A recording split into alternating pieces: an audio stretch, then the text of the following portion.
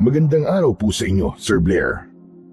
Lalong-lalo na po sa mga giliw ninyong tagapakinig at taga-suporta sa inyong YouTube channel. Ang kwentong aking ibabahagi ay nangyari taong 1994. Ang pagiging maldita ko ay sumubok sa akin ng katatagan at katatakutan na hindi ko po makakalimutan. Lubos ko pong pinagsisisihan ang nagawa kong kasalanan sa isang mabuting tao na sobra kong sinira sa paningin ng ibang tao. Hanggang ngayon, kapag naaalala ko, ay hindi ko maiwasan ang hindi malungkot. Dahil lumipas na ang 30 taon, ay sariwa pa rin yun sa aking alaala. Nakaukit sa aking puso at habang buhay kong ihihingi ng tawad sa kanya. Bagamat muntik na akong mapahamak, nakuha ko naman po ang pinakamalaking aral na nangyari sa aking buhay. Bago ko nga po simulan ang aking istorya, ay nais ko lamang pong ipaalam sa inyo na ang pangalan at lugar na aking ginamit ay sinadya ko pong binago upang mapangalagaan ang totoong lugar na pinangyarihan ng aking kwento. Kilalanin niyo na lamang po ako sa pangalang Gigi. At ito ang aking kwento. Ay! Bumalik kayo mga bata kayo! Saan kayo pupunta ha? Hoy, ikaw! Tatakas ka pa ha? Lintik ka! Ikaw na naman siguro nagpasibuno sa pagkuha ng santol ko na! Tawagin mo yung mga kasama mong tumakas! Malilintikan talaga kayo sa akin! Nagpupumiglas ang batang lalaki mula sa maigpit kong pagkakakapit sa kanyang damit, habang ang kanyang mga kasama ay kanya-kanya na lundagan sa aking bakuran na gawa sa kawayan. Mabilis silang nakatakas at si Rex lang ang naiwan. Alam mo ba kung anong ginagawa ko sa mga batang kagaya mo na magdanakaw ha? Piniprito ko ang kamay hanggang sa maging chicharon. Akma ko na sanang sasampalin si Rex nang dumating naman ang aking anak na si Danilo. Sumigaw siya ng malakas para pigilan ako. Baka sa kanyang muka ang pag-aalala sa batang hawak ko. Nay, teka! Bitiwan niyo na po si Rex! Ano pong ginagawa niyo sa kanya, Nay? Tama na yan! Tumigil ka, Danilo, ha? Huwag ka makialam dito. Bibigyan ko lang ng leksyon ng batang ito. Inubos nila ang bunga ng santol ko. Pati hilaw, kinuha nila. Nay, bitiwan niyo na po si Rex. Wala po siyang kasalanan. Sa akin po sila nagpaalam, Nay. Abat, lintik na to. Ako ang may-ari na santol. Bakit sa'yo sila nagpapaalam, ha? Kalokohan mo, Danilo. Huwag mo na silang pagtakpan. Baka pati ikaw samain sa akin. Nay, pakawalan niyo na po ang bata. Nakikiusap po ako sa inyo. Santol lang naman po yan, Nay. Bitiwan niyo na po si Rex. Takot na po yung bata, oh. Ang lakas na po ng iyak niya. Maawa naman po kayo sa bata. Wala akong pakialam kahit lumuha pa siya ng dugo sa harapan ko. Kasalanan niya at nakialam siya sa pag-aari ng iba. Lintik na. Bakit? Asan ba sila? Nung itinatanim ko pa lamang ang santol na yan, nasan sila? Habang nagsasalita ako, panay pa rin ang pagpupumiglas ni Rex mula sa aking kamay. Umiiyak siya at isinasauli na ang mga nakuha niyang santol. Kasunod ang pakiusap niya na hindi na siya uulit. Pero nanatili akong bingi sa lahat ng kanyang pakiusap. Kung patatawarin kita ngayon, uulit ka lang. Hanggang masanay ka na sa pagdadakaw. At kahit na anong gawin mo, hindi ako makakapayag na hindi ka makatikim ng palo ko. Para naman madala ka na at magsilbing halimbawa sa mga kasama mo. Mas lalong lumakas ang iyak ni Rex. Halos bumaon ang aking kuko sa braso ng bata. Takot na takot siya at nanginginig ang katawan. Hanggang sa binitiwan nito ang hawak na santol. Humihingi siya ng tulong sa aking anak. Tumigil ka! Isa kang magdadakaw. Manang-mana ka sa nanay mo! Nay, ano ba naman kayo? Mag-iingat po kayo sa sinasabi niyo. Hindi po magdanakaw ang batang yan, Nay. Dahil totoo po na sa akin po sila nagpaalam. Kaya akin na po si Rex, Nay. Bitiwan niyo na po ang braso niya. Tama na po yan. Bitiwan mo ang kamay ng bata. Ikaw, Danilo, ha? Kung ayaw mong pati ikaw ay samain ka sa akin, hindi ako makakapayag na hindi niya pagbabayaran ang ginawa niyang pagnanakaw sa mga santol ko. Dala ng bugso ng aking damdamin, pinalo ko ang puwet ng bata. Agad naman na hinila ni Danilo ang kamay ni Rex para ilayo sa akin. Naggilahan kaming mag-ina. Sakto naman na dumating ang aking ama na si Tatay Merto. Agad siyang lumapit sa aming kinaroroonan at pilit din na binabawi ang bata. Gigi, ano ba yan? Bitiwan mo na ang bata! Tay, huwag kayong makikialam dito. Pabayaan niyo ako. Gigi, nasasaktan ang bata. Tsaka paano kung hindi makikialam sa ginagawa mo? Sino ang humaharap sa mga kaso mo sa barangay? Hindi ba't ako? Kaya bitiwan mo ang bata kung ayaw mong ikaw ang samain sa akin. Oo nga naman, Nay. Hindi yung sasaktan niyo po yung bata. May mga magulang naman po si Rex na dapat pong kumastigo sa kanya eh. Isa ka pa, Danilo, ha? Huwag kang makialam dito. Kasalanan mo kung bakit namimihasa ang batang ito. Isa pa, kung matino ang mga magulang niya, hindi nila hahayaan na gumawa ng masama ang anak nila. Palibhasa kasi, wala namang ibang inatupag ang mga magulang ng batang ito, kundi ang magsugal sa lamay ng patay. Kahit na, wala ka pa rin karapatan na saktan ng batang yan. Dahil hindi naman ikaw ang nagpapakain dyan. Basta, pakawalan mo si Rex. Tapos ang usapan. Kinuha ni Danilo si Rex mula sa aking kamay. Kaya mas lalo akong nagalit. Akma ko sanang babawiin ang bata, pero humarang si tatay. At para hindi ko maramdaman ang pagkapahiya dahil natalo ko ng dalawa, si Danilo ang binalingan ko. Ikaw, Danilo, hindi pa tayo tapos. Pagdating mo sa batang yan, sabihin mo kay Linda, bayaran niya ang mga santol na kinuha ng kanyang anak at pagkatapos, umuwi ka kagad at pakainin mo ang mga baboy natin nang hindi kung ano-ano ang inaatupag mo. Buwisit na buhay ito. Hindi sumagot ang aking anak. Tuloy lang siya sa paglalakad. Hawak niya sa braso si Rex. Kaya kaming dalawa naman ni tatay ang nagharap. Gigi, hindi mo dapat kinausap ng gano'n ang anak mo. Aba, binata na si Danilo. Marunong na siyang maiya sa mga taong makakarinig sa mga sinasabi mo sa kanya. Hindi lang ang magulang ang nirerespeto, kundi pati na rin ang damdamin ng anak. Huwag mo sanang kalimutan yon. Wala po akong pakialam kung marinig nila baka sinasabi ko, dahil hindi naman sila bingi. Tsaka bakit ko naman po iisipin na sasabihin ng ibang tao? Hindi naman sila nagpapalabot sa amin. At kung sa baho lang din naman ang pag-uusapan, ay, di hamak naman na mas marami akong alam kumpara sa kanila. Gigi, diyan ka magaling. Kaya palagi ka napapaaway. Habang maaga pa, tumigil ka na sa pangingialam mo sa buhay ng ibang tao. Maawa ka naman sa anak mong si Danilo dahil siyang naapektuhan sa ugaling ipinapakita mo. Wala po akong pakialam sa nararamdaman ng aking anak. Kung ayaw niya marinig ang sinasabi ng ibang tao tungkol sa akin, bumalik siya sa tiyan ko at magpalit siya ng ina. Jesus Mariosep ka namang babae ka, oo. Paano mo nasasabi ang bagay na yan? Talaga bang wala ka ng pakiramdam? Baka marinig ka ni Danilo. Pwede ba, Tay? Imbis na sermonan mo ako, bakit hindi na lamang po kayo mag-igib ng tubig? Wala na po akong pampaligo. Nakakadiri na ang itsura ko, ha? Hay nako, nakakasura talaga ang araw na to. Nakakabisit talaga. Ikaw, Gigi, ha? Ayusin mo yung bunganga mo. Ama mo pa rin ako. Baka makalimutan kong anak kita. Sana lang talaga, hindi mo pagsisiyan ang pagiging masamang ugali mo. Sana, hindi ka karmahin sa mga pinagagagawa mo. Sobra na ang kamalditahan mo. Hindi ka na nakakatuwa. Matagal na po akong ganito. At masaya ako kapag tinatawag nila akong maldita. Dahil pakiramdam ko, nakaganti na ako sa kanila. Kaya wag po kayo magsalita ng kung ano-ano. Ay nako, diyan na nga kayo.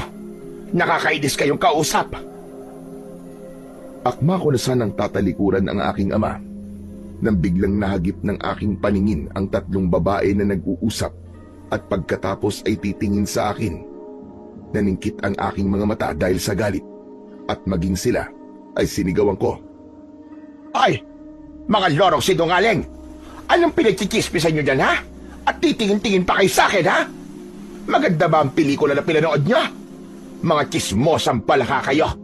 Subukan nyo lang na ipagkalatan nangyari ngayon at sisirain ko rin ang buhay ninyo. Dahil sa sinabi ko, ay nagmadali silang pumasok sa loob ng kanilang bahay. Ako naman ay tumuloy na rin sa loob ng aming tahanan. Bilang maglalako ng longganisa sa aming lugar, ng baryo ng Santa Fe, alam ko na lahat ang kwento ng buhay ng aking mga kababaryo. Hindi naman nila ako pinakikialaman, pero gustong gusto kong makialam. Sa buhay nila, hindi kumpleto ang araw ko kapag wala akong nasasaktan na tao. Maldita nga ang tawag nila sa akin at pinanindigan ko yun. Marami ang galit sa akin, ngunit wala akong pakialam. Pero sa kabila ng kasamaan ng aking ugali, marami pa rin ang bumibili sa akin ng longganisa. Tinatakot ko kasi sila na kapag hindi sila bumili ng tinda ko, ay mamalasin sila at mabubunyag ang kanilang mga lihim. Ganong klase akong babae. Nagsimula lang naman akong magbago nang magkahiwalay kami ng aking asawa dahil nasira ang aking pamilya ng mga kwento rin na wala namang katotohanan. Kaya heto, gumaganti ako sa kanila ng doble sa kasamaang ipinakita nila sa akin noon.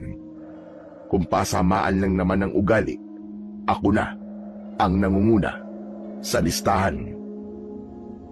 Kinabukasan, nagulat ako sa biglang pagdating ni Nolan. Siya ang kapitan sa aming barangay. Nang mga sandaling yon, ay kasama niya ang kanyang 4 na tanod. Hinarap ko sila habang nakataas ang aking kilay.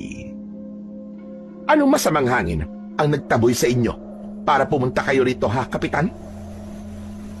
Nakatanggap kami ng reklamo mula sa batang sinaktan mo raw kahapon. Ang anak ni Linda, na si Rex. Eh ano naman ngayon? Mas matindi kung ako nagreklamo sa kanila. Ang lakas naman ng loob niyang magreklamo. Sila na nga nakaperwisyo sa akin. Hindi ako. Ang anak niya ang pumasok sa bakuran ko. Kaya sila pa ang may atraso sa akin, Kapitan. Kahit ne, hindi mo dapat sinaktan yung bata. Alam mo ba, dahil sa ginawa mo, ay pwede ka nilang kasuhan ng child abuse. Wala akong pakialam. Tsaka hindi nila ako basta-basta makakasuhan ng child abuse kung wala naman silang ebidensya. Baka sila pa nga ang kasuhan ko. Pwede ko silang ireklamo ng paninirang puri, trespassing at pagnanakaw. Ilan lamang yan sa mga pwede kong ikakaso sa kanila. Kaya wag nila akong subukan. Isa pa, kung maghahain sila ng reklamo sa kasong pananakit ko sa bata, aba, nasa ng katibayan na, Ber, na nagsasabing binugbog ko nga ang bata. Kaya ako narito ay para pagharapin kayo sa barangay ni Linda. Baka pwede pa ninyong pag-usapan ito. Ikaw ang humarap sa kanya, Kapitan. Hindi ako pupunta ron. Sabihin mo kay Linda na huwag niyang uubusin ang pasensya ko. Baka mamaya niyan pabayaran ko talaga sa kanya ang santol na ninakaw ng kanyang anak. Hindi pwede ang gusto mo mangyari. Kailangan mo pa rin humarap sa ina ng bata. Bingi ka ba, Kapitan? Sinabi ng ayaw ko Kung gusto mo, ikaw na lang ang humarap sa kanya. Isa pa, bakit ba parang sa tono ng pananalita mo para bang kinakampihan mo ang babaeng yon? Siguro, totoong may relasyon kayo ni Linda, no? Kaya ganyan na lamang ang pagmamalasakit mo sa kanya. Anong sabi mo? Paano napunta doon ang usapan, ha? Isa pa, labas ang personal na bagay sa kaso mo, Gigi. Kung mamaya ay wala ka pa sa barangay, mapipilitan kaming dalhin sa bayan ang kaso mo para pulis na ang pumunta sa'yo rito. Subukan mo lang. Maghahalo talaga ang balat sa tinalupan. Sinasabi ko sa iyo, Kapitan, hindi ako natatakot na makita ko ang pulis na sinasabi mo. O ngayon, kung wala ka ng ibang sasabihin, makakaalis ka na. Sinasayang mo lang ang oras ko. Ako ang wag mong subukan, Gigi. Makikita mo talaga ang hinahanap mo? Dahil hindi pa sila umaalis sa harapan ng bahay ko, nainis ako.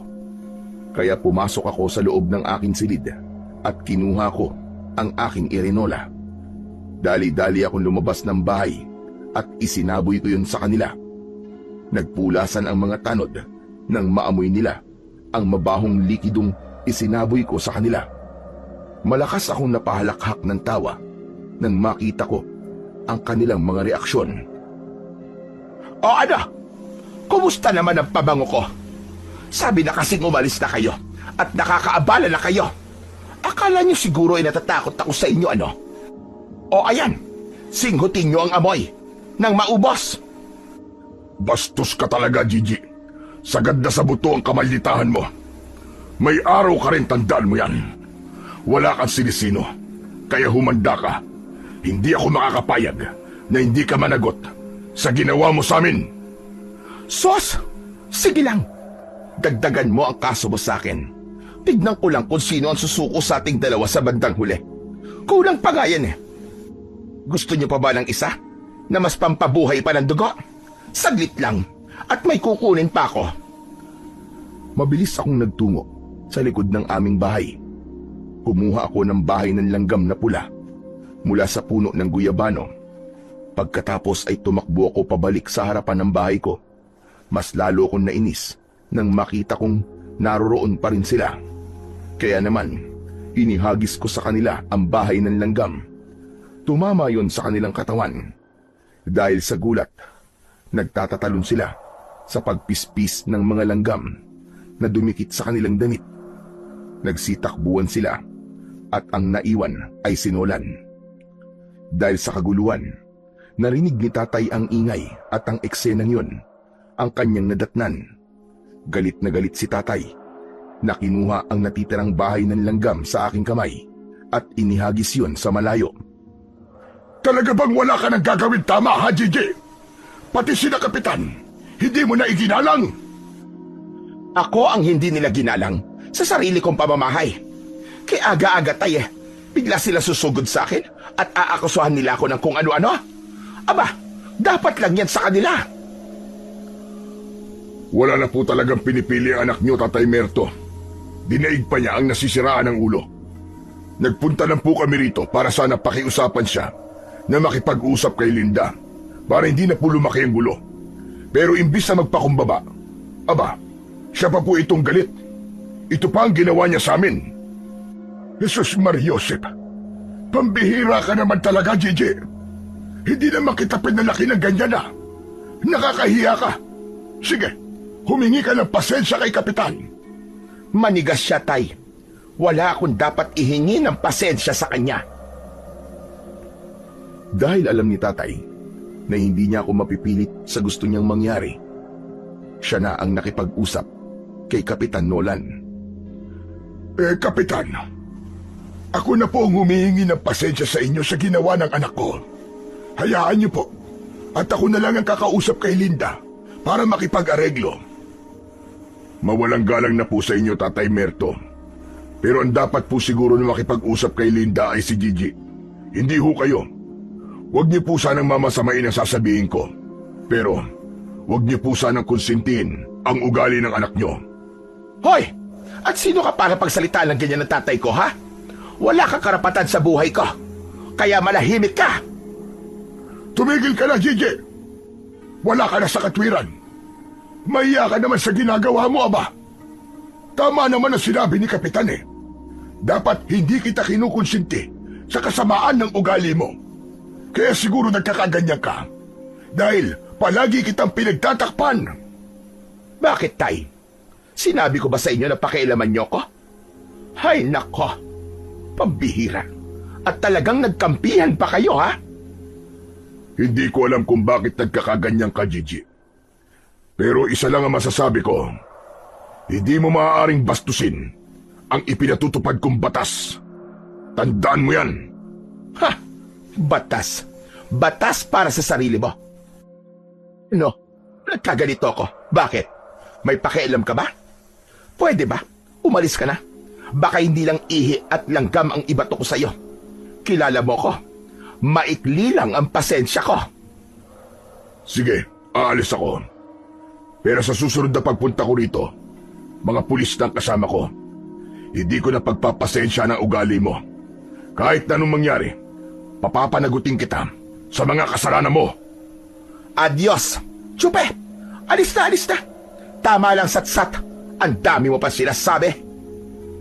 Pagkatapos kong sabihin yon, inirapan ko si Kapitan Nolan at ibinaling sa ibang direksyon ang aking paningin. Hindi ko matanggap na para bang may kinakampihan si Kapitan sa aming dalawa ni Linda. Dahil naman sa ginawa ko, lumapit si tatay kay Kapitan Nolan at nakipag-usap. At mula sa aking kinatatayuan, naririnig ko ang kanilang pinag-uusapan. Wala na po akong magagawa sa anak niyo, Tatay Merto. Naiipon na po ang kaso niya sa barangay. Ubus na po ang Blue Book. Kahit isa sa mga reklamo niya ay wala siyang hinanap. Palagi po kayong nakikipag-usap sa amin. Aba, hindi po tama yun. Pinagbibigyan ko lamang po kayo dahil sa mga pangako niyo. Pero iba na ho ito eh. Dahil may sinakta na siyang bata at may 3 babae na testigo sa ginawa niya. Isa pa, nandun din po kayo, hindi ba? Lumalabas na kinukonsinti niyo ang ginagawa ni Gigi. At bilang kapitan, ginagawa ko lamang po ang aking tungkulin dito sa ating baryo. Pasensya ka na, Nolan. Hayaan mo. At makikiusapan ko uli ang aking anak. Gagawin ko ang lahat. Hindi na po madadala sa pakiusapan ang ugali ng inyong anak, Tatay Merto. Malala na po talaga ang kasamaan ng inyong anak. Huwag niyo na pong hintayin na pagkaisahan siya ng mga tao rito at palayasin sa baryong ito. Nang marinig ko yon, ay hindi na ako nakatiis. Nilapitan ko si Kapitan, kinausap ko siya, at matigas akong nanindigan sa aking katwiran. Subukan mo lang. Nahayaan nilang gawin sa akin yon. Dahil kung hindi, malalaman ng lahat na kabit mo si Linda. At wala akong pakialam kung totoo o hindi ang kwentong ipagkakalat ko sa kanila. Huwag mo kong pinagbabantaan, Gigi. Hindi kita pinagbabantaan, Kapitan. Sinasabi ko lang sa iyo kung ano ang gagawin ko sa oras na pagkaisahan nila ako. Kung sa bagay, diyan ka naman magaling eh. Ang gumawa ng kwento, di ba? Kahit na anong gawin mo, hindi ako natatakot sa iyo. Ginagawa ko lang ang tungkulin ko. Isa pa, hindi ko kabit si Linda. Naaawa lang ako sa kanya dahil sa ginawa mo sa kanyang anak. Hindi mo ako maloloko. Tama na, Gigi. Baka hindi ako makapagtimpi. Masaktan lamang kita. Tutuloy na po ako, Tatay Merto. Sana, ito na ho ang huling pagpunta ko rito. Kung makikipag-usap siya kay Linda, baka sakali pang iatras niya ang kaso. Kahit naman sinong ina magagalit din kapag sinakta ng ibang tao ang kanyang anak. Sige na, Kapitan. Ako nang bahala sa anak ko. Maraming salamat at pasensya na huhuli. Hindi na ako nagsalita sa mga sandaling yon. Hinayaan ko nang umalis si Kapitan Nolan at ang mga tanod niya. Nang mawala na sila sa aming paningin, saka naman ako kinausap ni Tatay. O ano? Nakita mo na? Nakita mo na resulta ng ginawa mo kahapon, ha? Tay, pwede ba? Bawas-bawasan nyo nga ang pangingialam sa buhay ko. Sino ba ang kinakampihan nyo? Sila ba o ako? Wala akong kinakampihan. Doon lang ako sa tingin ko ay tama at sa nakikita ko, ikaw ang mali rito. Kailan po ba ako naging tama sa paningin nyo, Tay? Hindi na hinintay ni Tatay na magsalita ako. Mabilis siyang umalis sa harap ko at pumasok sa loob ng aming bahay. Nang inilinga ko ang aking paningin sa paligid, nahagip ng aking paningin si Berting na nakatayo sa kabilang bakuran. Siya ang aking kapitbahay na tahimik at madalas kong nakikitang lumalabas ng gabi para pumunta sa bundok. Pangangaso ng baboy ramo ang kanyang hanap buhay. Nasusura ako sa klase ng tingin niya sa akin. Kahit hindi niya ako pinakikialaman, kumukulo ang dugo ko sa kanya dahil pakiramdam ko, pinagtatawanan niya ako, pinipintasan at kinukutya ng palihim. Hay nako! Sa dinami-rami ng mukhang makikita ko, ang pagmumukha pa talaga ni Berting ang makikita ko. Mukha siyang baliw. Nang mapansin ko na hindi gumagalaw si Berting sa kanyang kinatatayuan, hindi na ako nakatiis. Sinigawan ko siya at pinandilatan ko ng mga mata. Hoy, ikaw magaling na lalaki? Anong tinitingin-tingin mo dyan, ha? Ang sama mo makatingin, ha? Buisit ka. Dukutin ko kaya mga mata mo.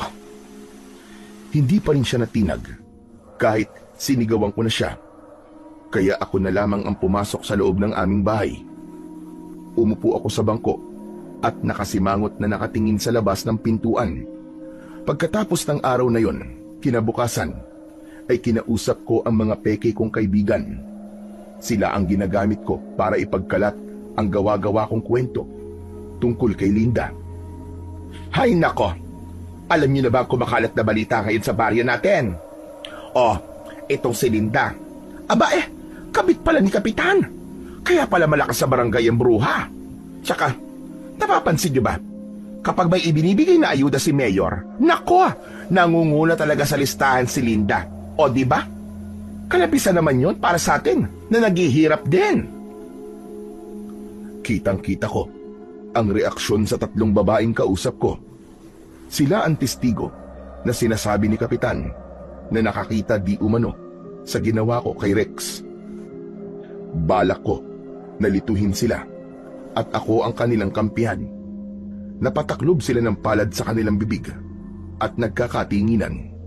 Kapag ganun na ang kanilang mga ikinikilos, alam ko na napapaniwala ko na sila sa aking kwento. Kaya naman, sumilay ang nakakalokong ngiti sa aking labi. Teka, hindi pa rin nagtatapos ang aking mga natuklasan. Balita ko pa nga at malakas nga ang ugong-ugong sa baryo natin. Itong si Rex daw, marahil anak ni Kapitan Nolan kay Linda. O ano, kakampihan niyo pa rin ba ang haliparot na babaeng yon, ha? Mas lalong nanlaki ang mga mata ng tatlong babae. Hindi pa sila nasiyahan. Hinila nila ako sa likod ng kanilang bahay at doon namin ipinagpatuloy ang aming pagkikwentuhan. Nalaman ko na si Kapitan Nolan pala ay nakikita rin nila na pumupunta sa bahay ni Linda at nakikipag-usap ng matagal. Kaya naman naging maganda ang pakiramdam ko ng mga oras na yon dahil umaayon sa akin ang pagkakataon. Kaya naman, nang matapos kami sa aming kwentuhan, hindi mawala sa akin labi ang matamis na ngiti dahil pakiramdam ko makakaganti na ako kay Linda. Tignan ko lang ngayon kung hindi kayo pagpiestahan ng mga tao sa barangay natin. Ha! Nagkamali kayo ng binangga. Habang tinatahak ko ang mabatong kalsada, dala ang aking basket na may laman na longganisa, panay anling ako sa paligid. Naghahanap ako ng mga taong pwede ko pang pagkwentuhan ng aking mga peking balita. Maya-maya pa ay nakita ko si Linda. Nagkatamaan kami ng paningin at naningkit ang kanyang mga mata dahil sa galit. Aba! Anong tinitingin-tingin mo, ha, Linda? Ang kapal yata ng mukha mo para magreklamo sa barangay. Ang anak mo nga pumasok sa bakurang ko, ano? Magnanakaw ang anak mo. Dapat nga, ako pa nga ang bayaran mo sa perwisyong ibinigay ng anak mo sa akin. Nakita ko na lumitaw si Rex sa likod ng kanyang ina. Pinipigilan ng bata ang kanyang ina na wag na akong patulan. Pero sa kabila ng ginawa na yon ng bata, hindi nabawasan ang galit ko para sa kanila. Kaya naman, inirapan ko silang mag-ina. At sa pagtingin ko sa kabilang kalsada, nakita ko naman si Kapitan Nolan. Papalapit siya sa aking kinatatayuan. Madilim ang kanyang anyo. Nang makalapit siya sa akin, hinawakan niya ako ng maigpit sa aking braso. Hoy ikaw! Anong sinabi mo sa mga babae niyong kanina, ha? Talaga bang wala ka ng ibang gagawin kundi ang manira ng pagkatao ng iba? Bitiwan mo ang braso ko, Kapitan. Baka nakakalimutan mo. Ikaw ang kapitan dito. Gawain ba yan ng matinong kapitan, ha? Ang malakit ng babae? Hindi kita sinasaktan. Tinatanong lang kita. Kung ano ang narinig mo, totoo yon. Kaya bitiwan mo na ang braso ko. Saka ako binitiwan ni Kapitan Nolan at nag-aalala na napatingin kay Linda. Hindi niya masabi sa akin ang dahilan kung bakit siya nagagalit dahil nag-aalala ito sa mararamdaman ni Linda. Kaya naman, mas lalong tumibay ang aking hinala na meron talagang relasyon ang dalawa. Halika, mag-usap tayo, Gigi. Nag-uusap na tayo, Kapitan, di ba? Bakit? Ayaw mo bang marinig ni Linda na alam kong kabit mo siya? Bumakas ang galit sa muka ni Kapitan Nolan at nang tangka niya na akong hahawakan, naramdaman ko naman ang maigpit na pagkakakapit ni Linda sa aking buhok. Kinaladkad niya ako papalayo kay Nolan, kaya nabitiwan ko ang aking basket. Agad na umawat si Nolan sa amin. Hinawakan niya ang kamay ni Linda para ilayo sa akin, at nang mabitiwan ni Linda ang aking buhok, gumanti ako sa kanya. Sinampal ko siya at sinipa sa kanyang sikmura. Namilipit siya sa labis na sakit, kaya agad itong inilalayan ni Nolan para itayo. Halos magkayakap na sila habang pinoprotektahan nito si Linda. Hayop ka, Linda! Magsama kayong dalawa! Ikaw ang unang nanakit sa akin, ha? Baka ikaw na naman ito magreklamo! Nagpumigla si Linda mula sa pagkakakapit sa kanya ni Kapitan Nolan. Sinugod niya ako at gumanti ng kalmot sa akin. Tinamaan niya ako sa braso, pero hindi ako nagpatalo. Tuluyan na kaming nagpambuno sa harap ni Kapitan Nolan at nagtawag na rin yun ng atensyon sa mga taong naroroon. Pinagtulungan nila kaming awatin, saka kami naghiwalay ni Linda. Bitiwan niyo ako! Bakit ba pinagtutulungan niyo ako, ha? May kasalanan din naman ang babaeng yan! Hindi ka pinagtutulungan, inaawat ka lang! Nakita mo naman, di ba? Si Linda ang nauna, hindi ako! Tumigil ka! Ang alam ko, nagsimula ang lahat sa bibig mo at sa pananakit mo sa bata. Palibhasa, wala kang alam sa pagiging ina, kaya hindi mo alam kung ano nararamdaman ni Linda na saktan mo ang kanyang anak. Wala akong pakialam. Magsama-sama kayong lahat. Dinampot ko ang aking basket at longganisa sa lupa. Pagkatapos ay umalis ako sa lugar na yon. Umuwi ako sa bahay at galit na ibinagsak ko ang aking katawan sa upuan. Maya-maya pa ay narinig ko ang yabag ng paa ni tatay papalapit sa akin. Teka, bakit yata ang aga mo ngayon, Gigi? Ubus na ba ang tinda mong longganisa? Hindi pa po, tay. May nangyari lang po sa daan. Nangyari na ano? May ginawa ka na naman bang kaguluhan? Aba, teka. Magulo ang buhok mo, ah. Tsaka marumi ang damit mo. Napaaway ka ba, ha, Gigi? Alam niyo na pala eh. Nagtatanong pa kayo. Teka, ano ba talaga nangyari? Ano pa ba? Pinagkaisahan lang naman nila ako doon sa kalsada. Katulong ang magaling na kapitan, kasama ng haliparot niya na kabit na si Linda. Mga peste talaga. Halata naman na meron silang relasyong itinatago eh. Sus! Ano bang pakialam mo sa buhay nila? Para makipag-away ka pa? Hindi ka pa ba nagsasawa sa kaso mo sa barangay? Balak mo pa yatang dagdagan. Isa pa, kung may relasyon man ang dalawang yon, abay buhay nila yun. Wala kang pakialam doon. Pati ba naman kayo, tay? Ay nako, pambihirang buhay to. Bakit ba lahat na lamang kayo ang tingin sa akin ay masama? Bakit? Hindi ba totoo naman? Wala ka nang ipinagkaiba sa mga taong sumira sa pamilya mo noon. Katulad ka na rin nila na nakikialam sa buhay ng iba. Huwag po natin pag-usapan ang tungkol sa nakaraan ko, tay. Nakalipas na yon. Yan ang mali sa'yo. Hindi ka marunong tumingin sa nakaraan. Alam mo na ang sakit kung paano pinakikialaman ng ibang tao ang buhay. Bakit ginagawa mo sa iba? Kung ayaw mong gawin sa'yo, huwag mo ring gawin sa iba. Hindi ko pinansin ang mga sinabing yun ni tatay. Hinayaan ko siya na umalis sa aking harapan. Pagkatapos, tumayo ako at pumasok sa loob ng aking silid. Nagpalit ako ng damit, saka nahiga sa aking katre. Maya-maya pa ay dinalaw na ako ng antok at agad na nakatulog. Pero naalimpungatan ako sa ingay ng mga manok mula sa likod ng aming bahay. Kaya napabalikwas ako ng bangon. Maliwanag pa ang paligid ng mga sandaling yun. Muling naulit ang ingay, ngunit siyap na yun ng mga sisiw. Kaya naman, mabilis akong lumabas ng bahay. Tumambad sa aking paningin ang 5 kabataan na maingat na naglalakad habang nakatutok ang kanilang tirador sa bahagi ng aking poultry. Dala ng bugso ng aking damdamin, hinubad ko ang aking tsinelas at hinabol ko ang mga bata.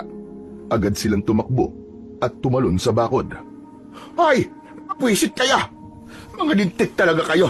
Kapag naabutan ko kayo, dila nyo lang ang walang latay sa akin! Ngunit hindi ko sila naabutan.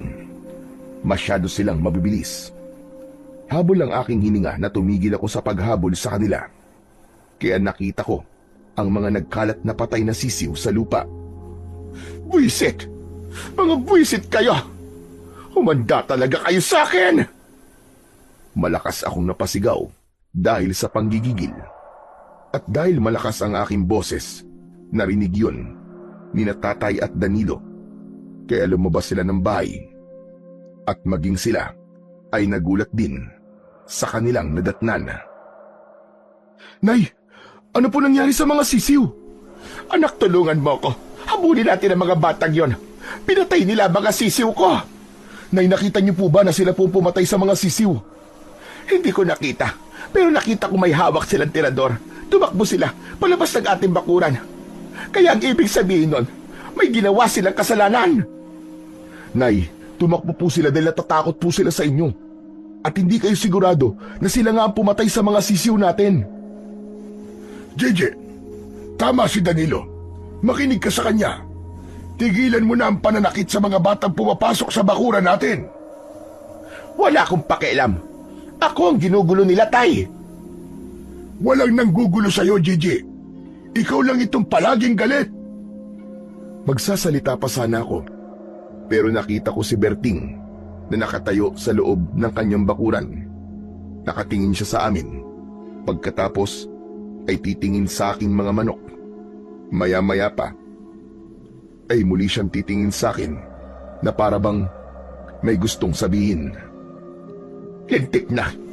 Ano bang problema ng lalaking yon? At sa tuwing may hinahabol akong mga bata ay palagi niya akong tinitignan ng masama. Walang masama sa kanyang tingin, Gigi. Siyempre, nagulat din siya kanina dahil malakas ang boses mo. Siya nga naman, Nay. Huwag niyo na pong pag-isipan na masama si Mang Berting. Mabait naman po siyang tao eh. Minsan nga po, nahuhuli ko siya na sinasaway niya mga batang nakikialam sa mga tanim niyo eh. Sus! Pakitang tao lang yun, anak. Hay nako, nakakainis talaga. Kung tinulungan mo na sana ako kanina na habulin ang mga batang yon, hindi sana ako nagagalit ng ganito. Nay, mali naman po na hulihin sila. Sa tingin ko po, balak niyo na naman po sakta ng mga batang yun eh. Eh, anong gusto mo gawin ko sa kanila? Pabayaan na naman ang mga yon? Hay nako, hindi pwede. Hindi ko palalampasin ang ginawa nila sa mga manok ko. Inalam mo ba kung sila ba talaga may gawa nun sa mga sisiw mo? Hindi na mahalaga yon. Ang mahalaga, mabigyan sila ng leksyon. Pumasok ang mga batang yun sa aking bakuran nang walang paalam. Kaya sila ang may kasalanan. Nay, tama na po. Bakit po ba kayo nagkakaganyan?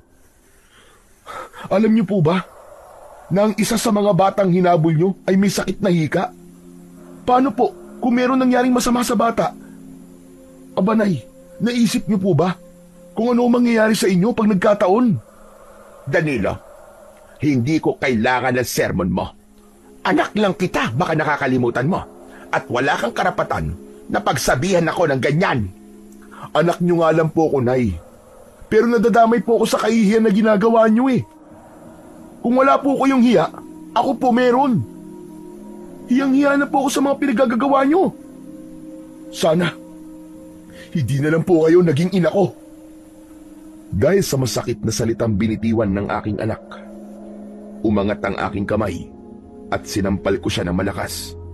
Naniningkit ang aking mga mata dahil sa galit. JJ, anong ginawa mo? Bakit mo sinaktan si Danilo? Lo, ayos lang po ako. Mas mabuti na po yung sinampal ako ni nanay para matauhan ako na hindi ko siya dapat na ituring na ina. Anong sabi mo? Ulitin mo ang sinabi mo. Wala kayong kwentang ina. Teka sandali. Danilo, saan ka pupunta? Bumalik ka rito. Hindi pa tayo tapos. Danilo! Umakbo si Danilo, papalayo sa akin. Halos sirain niya ang tarangka ng aming bakuran. Parang pinupukpok ng maso ang aking dibdib dahil sa pag-aalala. Ngunit mas nangibabaw ang labis na sama ng aking loob. Nahabol ko siya ng tanaw, kaya nakita ko siya na pumasok sa kakahuyan. Bigla ko narinig ang boses ng aking ama sa aking likuran. Nakita mo na kung ano ang naging resulta ng ginawa mo. Pati ang anak mo, lumalayo na rin sa'yo. Oo na. Masama na kung masama. Pero kahit kailan, hindi ko siya pinabayaan. Kaya wag niya akong pagsasabihan ng wala akong kwentang ina. Hindi na ako makikialam sa'yo. Pero ako, hahanapin ko ang aking apo. Natitiyak ko na masama ang loob niya sa ginawa mo. At para sa ikatatahimik ng loob mo, ayan, tignan mo ang lupa. Habang nag-uusap tayo kanina, nakuha ni Danilo ang ahas na yan. Namatay ang sawa sa tama ng bato sa ulo. Nagmula yan sa tirador ng mga batang hinabol mo kanina. Ang mga batang hinusgahan mo agad. Sila ang nagligtas sa ibang mga manok na dapat sana ay nalunok na ng sawa na yan. Nagulat ako nang makita ko ang sawa sa lupa. Hindi ko kagad napansin yun dahil mas pinagtuunan ko ng pansin ng mga bata. Patay na ang ahas at tadtad dito ng tama ng bato sa katawan. Bigla kong nakonsensya at nagsisi sa mga nagawa ko. Pero likas talaga sa akin ang hindi marunong tumanggap ng pagkakamali. Kaya naman, pinanindigan ko na. Nagalit pa rin ako. Maiwan na kita dyan. Para naman, makapag-isip-isip ka. Inirapan ko si tatay. Hindi ko matanggap na napahiya ako sa mga sandaling yun. Maya-maya pa ay pumasok ako sa loob ng aming bahay. Pagkatapos ay naghintay ako sa pagdating ni tatay. Ngunit lumipas na ang 2 oras ay wala pa rin ang aking ama. Kaya bigla kong kinabahan. Nag-aalala ko na baka hindi pa niya nahahanap ang aking anak. Pagsapit ng alas 5 ng hapon, bumalik ang aking ama. Pero hindi niya kasama si Danilo. Tay, nasaan po si Danilo? Aba, nag-aalala ka rin naman pala para sa anak mo. Natural, anak ko ho yun. Ang tanong ko lang po ang sagutin nyo. Nasaan po si Danilo? Nasaan po ang anak ko? Ayon, sa kasamaang palad, hindi ko siya nahanap kung saan-saan na ako nagpunta. Pero wala siya. Nagpunta rin ako sa mga kaibigan niya. Pero ang sabi nila, hindi raw nila nakita si Danilo. Alam mo, hindi mo dapat sinaktan ang anak mo. Hindi ko alam kung ano ang pumasok sa utak mo at pinagbuhatan mo siya ng kamay. Nabigla lamang ako, tay. Tsaka hindi ko alam na ahas pala ang pumatay sa mga alaga kong sisiyo. Kahit na anong sabihin mo, umalis na ang apo ko. Huwag mo sanang hintayin na pati ang anak mo iwanan ka na rin, kagaya ng ginawa ng kanyang ama. Kahit na ako, na ama mo, kapag hindi ko na rin kinaya ang ugali mo, lalayasan din kita. Di bali nang magdildil ng asin, basta't hindi lang kita kasama sa iisang bubong. Sobra naman po kayo magsalita. Para namang napakasama ko ng tao. Bakit? Ano bang tingin mo sa sarili mo? Mabuti kang tao? Aba, Gigi, gumising ka na sa mga kalokohan mo. Dapat maging mabuti kang ehemplo sa iyong anak. Hindi yung puro kasamaan ng ugali ang ipinapakita mo sa kanya. Tay, pwede ba tama na? Ako na ang maghahanap sa anak ko. Iuuwi ko siya rito. Bahala ka. Sana nga, maiuwi mo rito ang aking apo bago siya tuluyang umalis sa pamamahay na ito. Padabog na iniwanan ako ni tatay.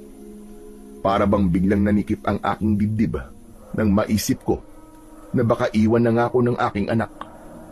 Kaya naman, nagsukbit ako ng itak sa aking bewang at nagdala rin ng sulo dahil malapit ng dumilim.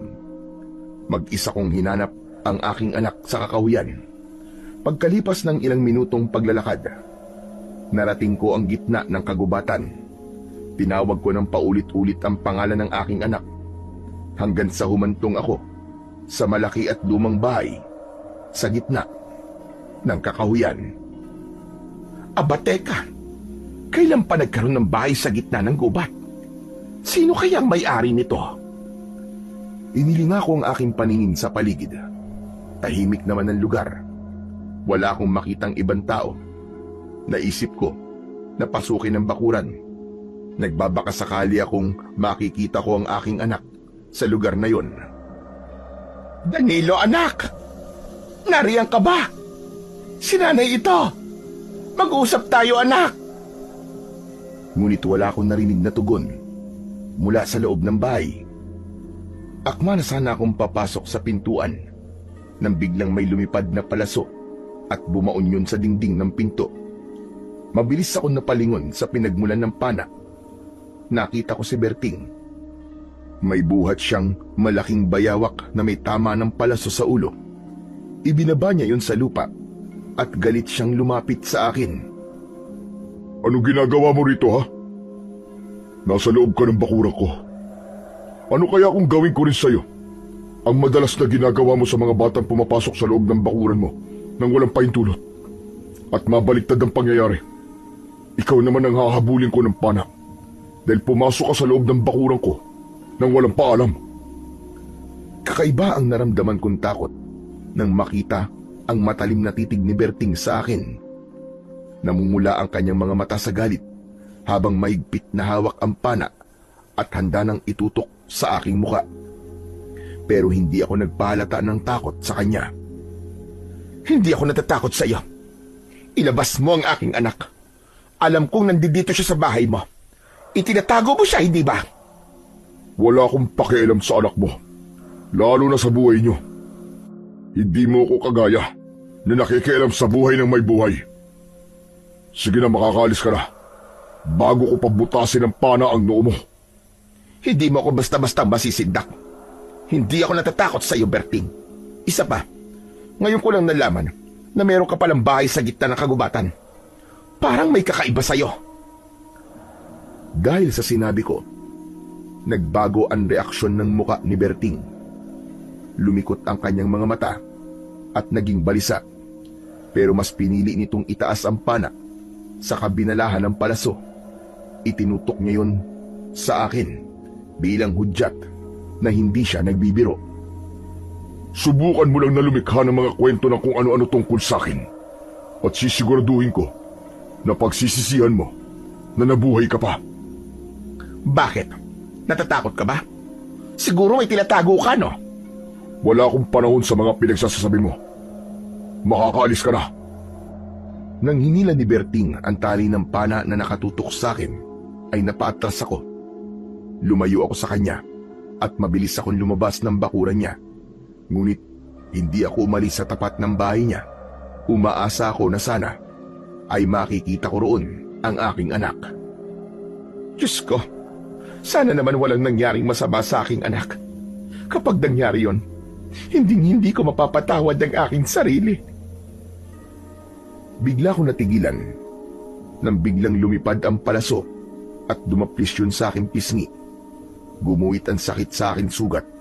Nakita ko na binabalahan pa ulit ni Berting ang pana at balak niyang patamaan ako ng palaso. Lintik na! Anong ginagawa mo? Bakit mo ako pinana? Nakalimutan mo na ba na mangangaso ko at pinapatay ko ang mababangis na hayop? Ikaw ay isang mabangis na hayop na dapat patayin. Kaya kung hindi ka paalis sa tapat ng bakuran ko, ang susunod na palaso ay tatama na sa pagitan ng iyong mga mata. Humanda ka, Berting. Pagsisisihan mo ang ginawa mong ito sa akin. Tandaan mo yan! Nang muling hilahin ni Berting ang tali, ay agad na akong umalis sa lugar na yon. Habang tinatahak ko ang daan pabalik sa bahay, ay galit na galit akong nag-iisip ng plano kung paano makakaganti kay Berting. Hindi ko namalayan na nakarating na ako sa tapat ng aming bakuran. Madilim na ang paligid at isang gasera lamang ang nakabukas sa loob ng aming tahanan.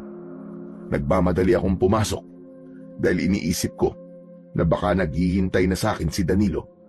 Ngunit nadismaya ako nang makita ko na si tatay lamang ang nakaupo sa bangko at wala ang aking anak.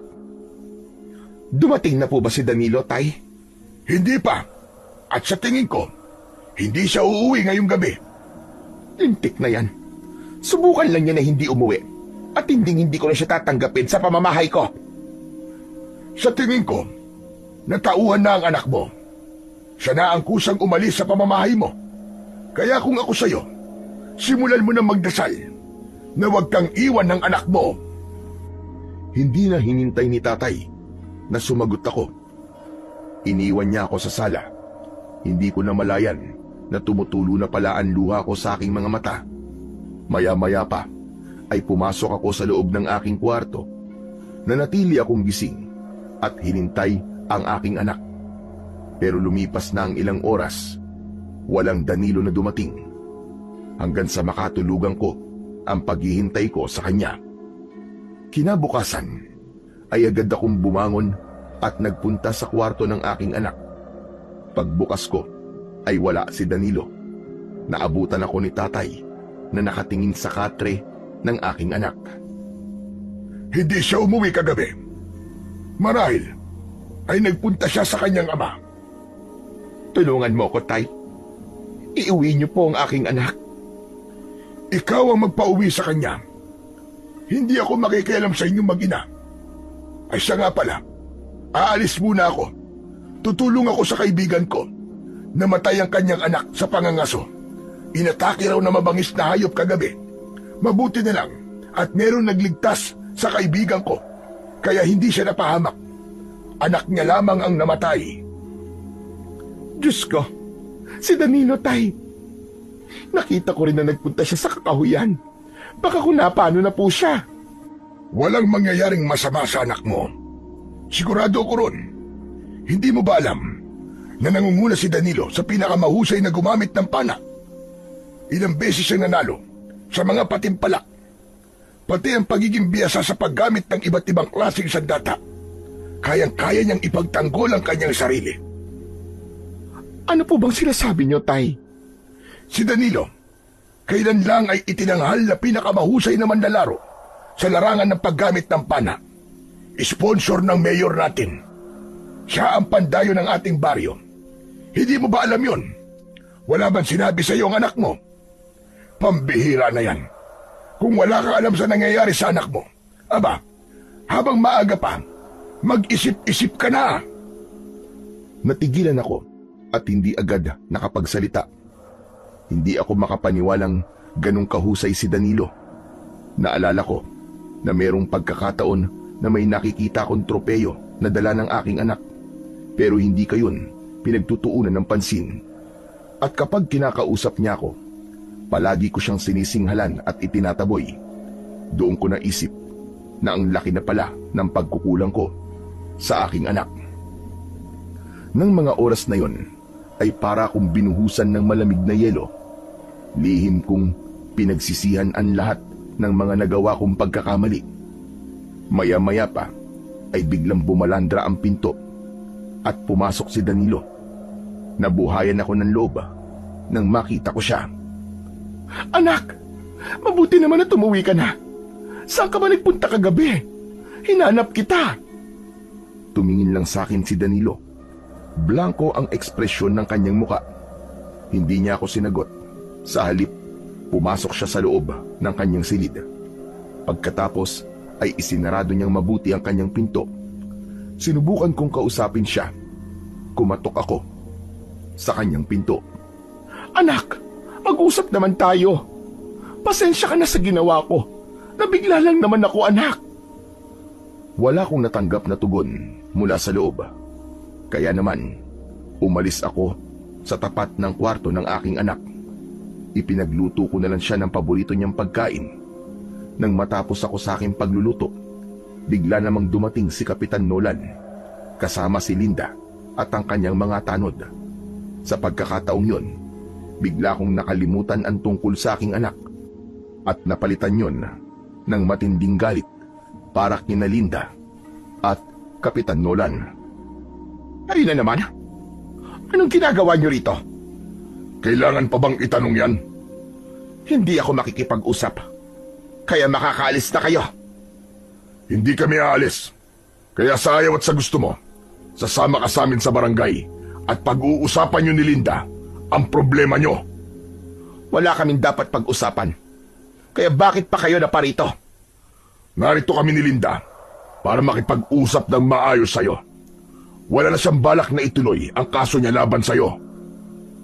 Oh, ganun naman pala eh. Ano pang ginagawa niyo rito? Anong gusto niyo mangyari, ha? Pasalamatan siya? Hindi na, oy. Manigas kayo. Alam mo, Gigi, kaya ka iniwan ng mga taong nagmamahal sa'yo dahil sa ugali mo. Nagpapakumbaba na nga sa'yo ang tao. Ikaw pa itong nagmamalaki. Ang sama talaga ng ugali mo. Kung totoo na nagpapakumbaba si Linda, bakit kailangan pa na magsama siya ng kapitan dito at mga tanod? Kung gusto niya talagang magkaayos kami, siya ang humingi ng tawad sa akin dahil ako ang kinasuhan niya. O baka naman, kaya niya to ginagawa ay dahil natatakot siya na malaman ng lahat ang tungkol sa sekreto ninyong dalawa. Hindi na nakatiis si Linda. Wala siyang imik na umalis sa aking harapan. Naiwan si Kapitan Nolan na bakas sa muka ang galit para sa akin. Saka ko lang napansin na marami na palang tao sa loob ng aming bakuran. Nagbubulungan sila habang sinasabi na makapal daw ang aking pagmumuka. Makapal pala, ha? Sandali. At may ibibigay ako sa inyo. Teka, Gigi, ano gagawin mo? Saan ka pupunta? Hindi ko sinagot ang tanong na yon ni Kapitan Nolan. Sa halip, mabilis akong pumasok sa loob ng aking kusina. Pagbalik ko, ay may dala na akong asin. Isinaboy ko yun sa kanila. O ayan, yan ang dapat sa inyo nang hindi niyo pagpiesta ng buhay ko. Kung magbubulungan kayo, kala nyo wala naman kayong tinatagong baho. Lalo ka na, Sabel. Hindi ba't sausawan ka naman ng mga kalalakihan dito? Gigi, ano ba yan? Tama na! Ano ka ba? Bakit? Sumasawsaw ka rin ba sa kanya, ha? Kung sa bagay, Kapitan, ganyang klaseng lalaki ka naman, hindi ba? Tumigil ka. Huwag mo kong madamay-damay sa mga kalokohan mo, Gigi. Bakit, Kapitan? Totoo naman, di ba? Kaya kung ayaw mo na magkalat pa ang baho rito, paalisin mo na mga taong yan. Kasama ka. Umalis ka na. Hindi kita kailangan. Mga wala kayong kwenta. Dahil sa kaguluhan, lumabas ang aking anak na si Danilo. Tama na yan, Nay. Hindi pa po ba kayo napapagod sa ginagawa nyo? Labas ka rito, anak. Huwag kang makialam. Paano pong hindi ako makikialam?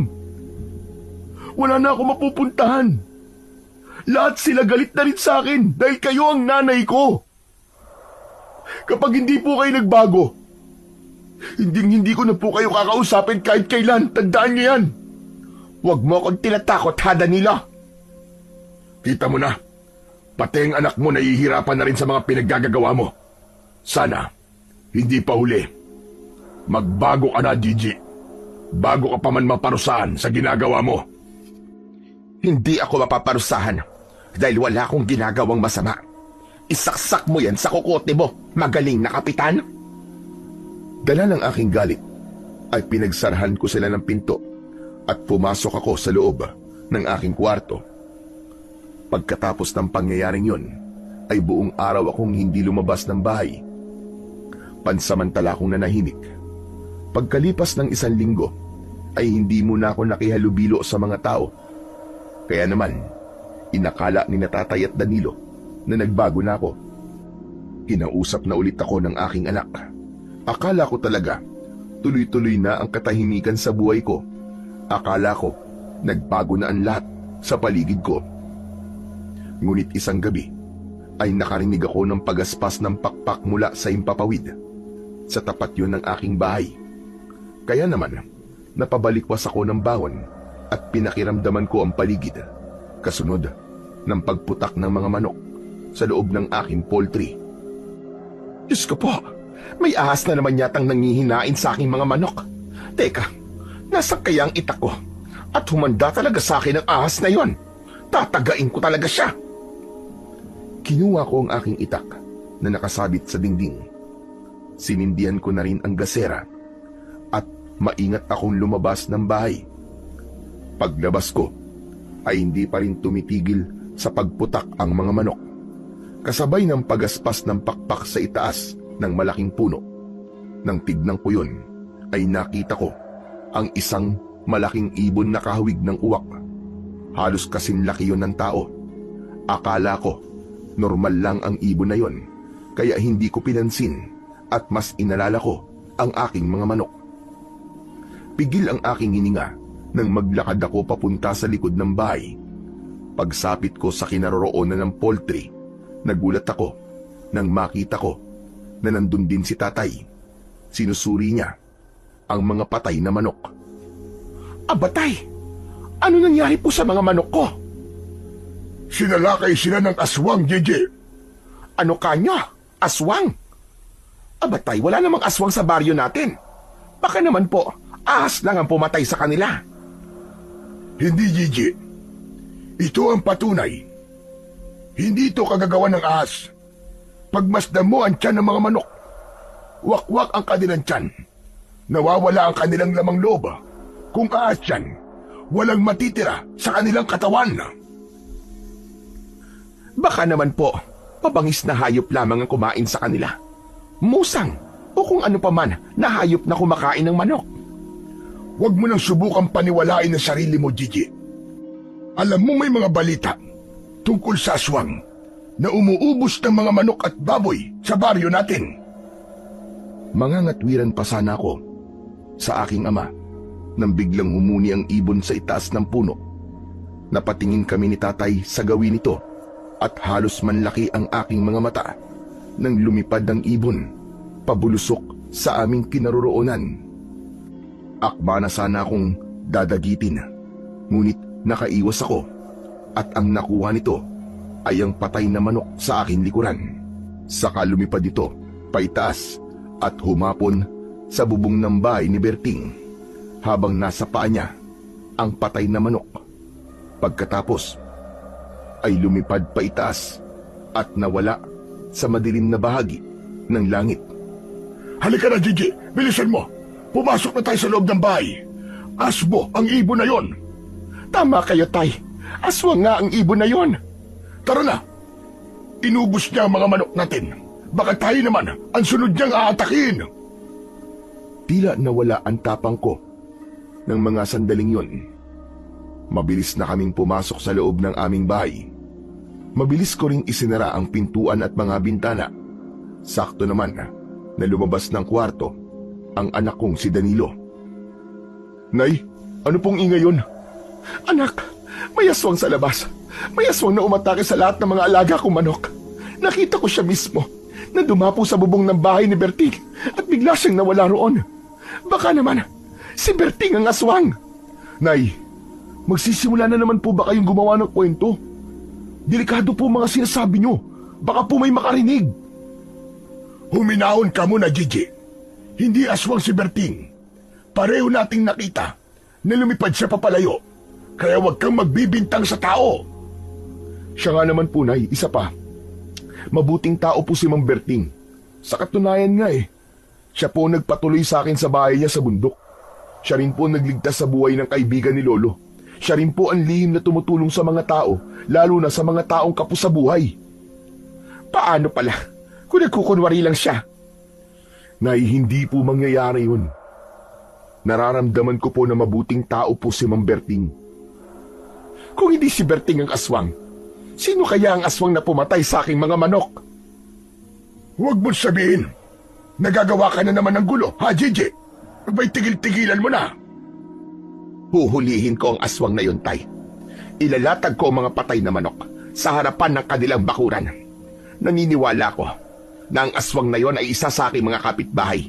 Kung sino ang magagalit sa gagawin ko, Siya ang aswang. Gigi, ano naman bang kalokohan ang naiisip mo? Natural na magagalit sila kung ilalatag mo mga patay na manok sa harapan ng kanilang bahay. Sa iyo ang gawin yun. Tsak na magagalit ka rin eh. Gagawin ko po yun para malaman nila na hindi ako natatakot sa kanila kahit aswang pa sila. Isang aswang lang ang nakita natin. Mandadamay ka na naman ng iba. Huwag niyo na po akong pigilan, Tay. Malaki ang nawala sa akin. Pera ko ang ipinampuhunan sa mga manok na yon na pinatay niya.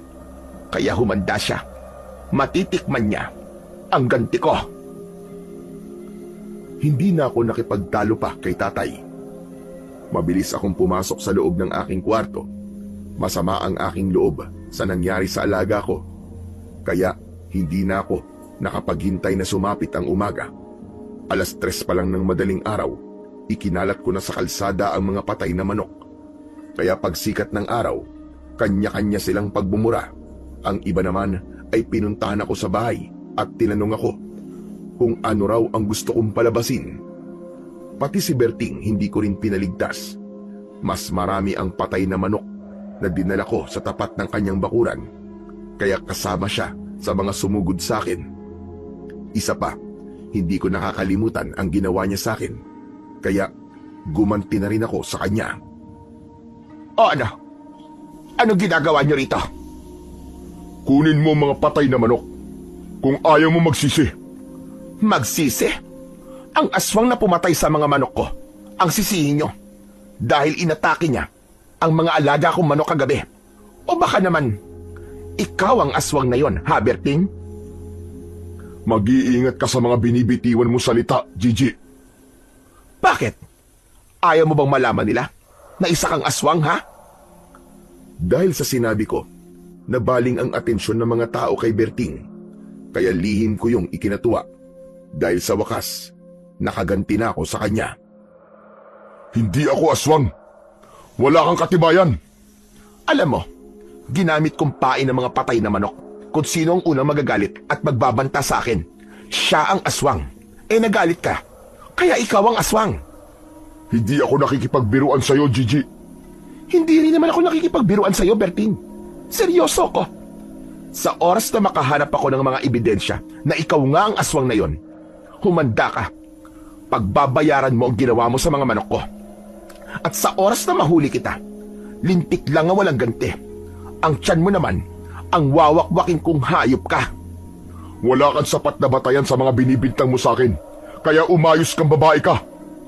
Sa bubong ng bahay mo dumapo ang asbo kagabi. Nagpanggap siya na ibon. Ano sabi mo? Huwag ka mag-alala. Hindi ko pa naman napapatunayan na ikaw nga ang aswang na pumatay sa mga manok ko. Kasi ipinagtatanggol ka ng aking anak at tatay. Pero hindi mo ko maluloko. Sisiguraduhin ko na malalaman ng lahat na ikaw ay isang aswang. Hindi kita tatantanan, Berting. Tandaan mo yan. Walang katotohanan ng mga ibinibintang mo at nagkakamali ka sa hinala mo sa akin. Kung ibon ang nakita mo kagabi, ibon ang pumatay sa alaga mo manok at hindi aswang. Si tatay mismo ang nagkumpirma. Aswang ang ibon na nakita namin kagabi. Kitang-kita ko ang galit sa mga mata ni Berting. Kaya bigla kong kinabahan. Maya-maya pa ay dumating si Nolan.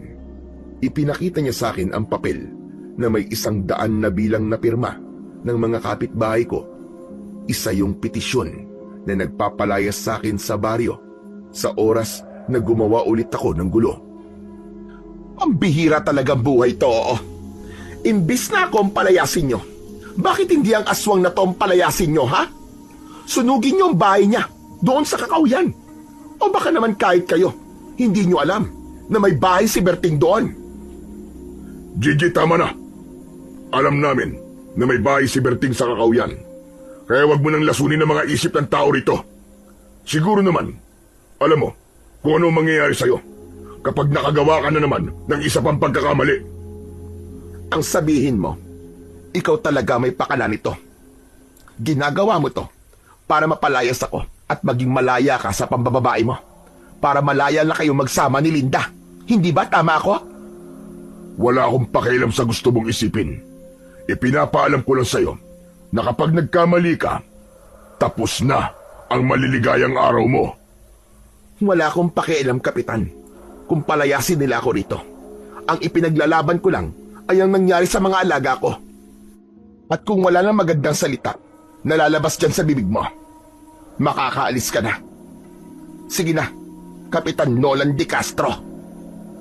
Sinadya kong bigyan ng diin ang buong pangalan ni Kapitan Nolan upang iparamdam sa kanya ang galit ko. Maya-maya pa ay umalis na ang mga tao na nakikiusyoso sa pagtatalo namin ni Nolan. Ganon din si Berting na masama ang tingin sa akin. Pagkatapos, pumasok na ako sa loob ng aming bahay. Parehong walang imik sa akin sina Danilo at si Tatay. Hindi ko sila pinansin. Diretso kong pumasok sa loob ng aking silid. Pagsapit ng gabi, narinig ko ang ingay ng mga baboy sa loob ng kanilang tangkal. Kasunod ng pagaspas ng pakpak sa impapawid. Umikot yon sa tapat ng aming bahay. Pagkatapos ay gumalaw ang aming bubong. Kasunod ng pagkutkot sa ibabaw nun.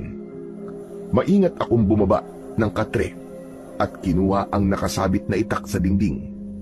Maingat akong tumuntong sa ibabaw ng aking katre at itinutok ang talim sa itaas ng bubong. Umanda ka ngayon sa akin. Lintik kang aswag ka! Isang malakas na pagsaksak ng itak ang ginawa ko. Lampasan ang talim nun sa bubong. Naramdaman ko na merong tinamaan ang aking itak, kasabay ng pag-angil at paghuni ng nilalang na parabang nasasaktan. Ano ka ngayong pesting aswag ka? Butas ngayon ang katawan mo! Inulit ko ang pagsaksak at narinig ko ang malakas na pagaspas ng pakpak paitaas. Nakita ko sa talim ang mapulang likido, kaya alam ko na nasugatan ko ang aswang. Mabilis akong lumabas ng bahay.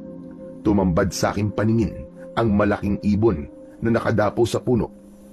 Akala ko tuluyan nang aalis ang ibon, ngunit bigla siyang umatake sa akin. Hindi niya ako malapitan dahil mabilis kong iwinasiwas ang aking matalas na itak sa ere. Pero bigla siyang bumulusok ng lipad papunta sa akin. Tinamaan ako sa dibdib ng kanyang tuka. Nabitiwan ko ang aking itak. Bumagsak ako sa lupa at sa muling tangkang pag-atake sa akin ng aswang, humarang ang aking anak. Lumayo ka! Huwag mong saktan ang nanay ko! Nakita ko na may hawak na pana ang aking anak na nakatutok sa aswang.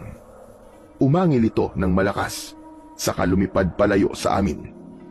Hindi ako makapaniwalang natakot ang aswang sa aking anak. Saka ko lang naramdaman ang mahapding sugat sa aking dibdib. Nay, ayos lang po ba kayo? Nasaktan po ba kayo ng aswang? Anak, may tama ako sa dibdib. Malalim yata. Lolo! Lolo Merto, si nanay po may sugat! Lolo! Saka lang lumabas ng bahay si Tatay. Halata na nakatulog na ito at nagising lang sa tawag ng aking anak. Inalalayan nila akong maglakad dahil tuloy-tuloy ang pag-agos ng dugo mula sa aking sugat. Pero sa kabila ng sakit na nararamdaman ko, inalala ko pa rin ang mga alaga kong baboy. Tay, tignan po muna natin ang mga baboy ko. Sigurado po ako na inatake sila ng aswang. Bigla po kasi silang nanahimik eh. Nay, unahin niyo po muna ang sugat niyo. Kailangan niyo magamot kagad. Ako na lang po ang titingin sa kanila. Sige na. Hindi anak. Gusto kong makita kung anong sitwasyon ng mga alaga ko. Hindi na ako napigilan ng aking anak nang maglakad akong mag-isa papunta sa tangkal ng aming baboy. At nanlaki ang aking mga mata nang tumambad sa aking paningin ang mga patay na baboy. Nagkalat ang kanilang laman loob sa sementadong sahig na parabang sinadyang iwan doon. May naabutan pa akong umuungol na baboy, ngunit hindi nagtagal ay binawian din siya ng buhay. Tumulo ang luha ko sa aking mga mata dahil sa labis na galit at puot. Maging sina Tatay at Danilo, nagulat din sila sa nangyari sa mga alaga naming baboy. Lintik na yan. Inubos ng aswang na yon ang aking mga alaga. Ito na nga ba ang kinatatakutan ko, Gigi? Ang magalit sa'yo, ang nananahimik na aswang. Dahil dyan sa kasamaan ng ugali mo, inubos na ang mga alaga mo at sa susunod, natitiyak ko na ikaw na ang kanyang pupuntiryahin. Hindi ako natatakot sa kanya. Siya ang may atraso sa akin at siya ang mananagot. Palagi mo na lamang sinasabi na hindi ka natatakot. Hindi mo ba nakikita? Seryoso na to, anak. Ikaw lang ang binubulabog ng aswang dito sa ating baryo. Ikaw lang ang bukod tangi na piniperwisyo ng aswang. Wala akong kasalanan sa kanya, Tay. Kaya hindi ko na kailangan tanungin kung bakit ako lang ang pinipinsala niya. Ito lang ang masasabi ko. Humanda talaga siya sa akin. Lintik lang ang walang ganti. Puro ka humanda. Puro gumante. Ikaw ang humanda sa susunod niyang pagsalakay. Dahil natitiyak ko, hindi siya titigil hanggat hindi ka niya napapatay. Kasalanan mo kung bakit namatay ang mga alaga mong hayop. Ako pa ba ang sisisihin niyo, Tay? Ako na nga namatayan ng alaga. Ako pa ang nasugatan. Pambihira. Talaga bang ganyan kayo? Oo, dahil nag-aalala ko. Dahil mahal kita. Hala, sige na. Papasok na ako sa loob ng bahay at ihahanda ko pa mga gamot para sa sugat mo. Mabuti pa nga nang hindi niyo na ako sinisermo nandito. Nay, nag-aalala lamang po si Lolo sa inyo. Ang nangyari po sa mga alaga niyong hayop ay pagbibigay ng isang babala ng aswang na hindi niyo po dapat binabaliwala. Si Berting lang ang alam kong gumawa nito. Siya lang talaga ang uubos sa mga alaga kong hayop. Nay, pwede po ba tama na? Hindi niyo po ba alam kung ano nangyari kay Mang Berting? Kasalanan niyo kung bakit siya sinugod ng mga tao sa bahay niya sa Kakahuyan. Naniwala sila na aswang si Mang Berting. Aba, mabuti nga yun sa kanya. Alam mo ba, namuntik niya na akong patayin? Nakikita mo ba ang sugat sa pisngi ko? Siyang may gawa nito sa akin. Hindi po ako naniniwalang muntik kayong patayin ni Mang Berting, Nay. Bahala ka sa gusto mong isipin. Kung ayaw mo maniwala. Hindi ko po alam kung paano niyo po naisip na sirain si Mang Berting sa paningin ng mga tao. Hindi na po talaga kayo magbabago, Nay. Ganyan na po yata kayo habang buhay. Habang nagtatalo kami ni Danilo, dumating naman si Kapitan Nolan.